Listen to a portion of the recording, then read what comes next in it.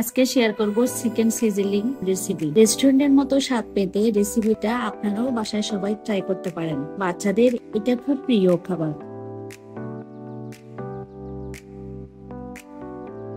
250 গ্রাম মুরগি স্লাইস করা আগে থেকে কেটে দিয়ে রেখেছিলেন।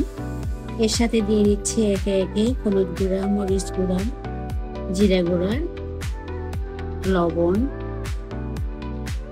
সামান্য কিছু আদা রসুন পেস্ট এবং সাথে দিয়ে দিচ্ছি কিছুটা লেবুর রস।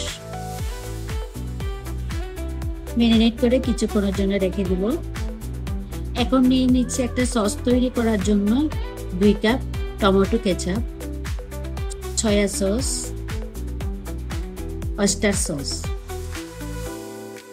সাদা গোলমরিচের গুঁড়া, লাল মরিচের গুঁড়া, এগুলোকে ভালো মতো মিক্স আপ করে একদিকে রেখে দিলাম।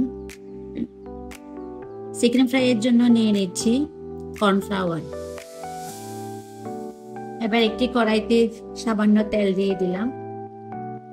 তেলের মধ্যে একে একে চিকেন গুলা দিয়ে দিব। হালকা ফ্রাই করে নিব, বাদামি কালার হয়ে গেলে নিয়ে নিব।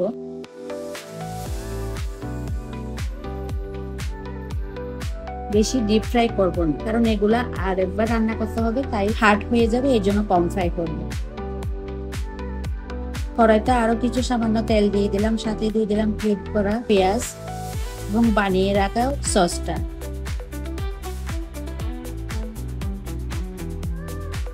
সবগুলা একসাথে 5 মিনিটের জন্য কুক করে নিব।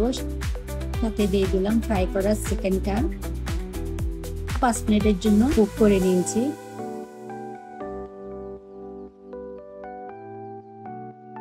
সাথে দিয়ে দিলাম কর্নফ্লাওয়ার।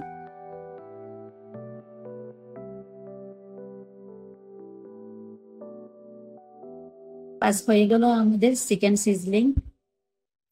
আমাদের রেসিপিটা ভালো লাগলে সাবস্ক্রাইব করবেন, লাইক কমেন্ট করবেন। আল্লাহ হাফেজ।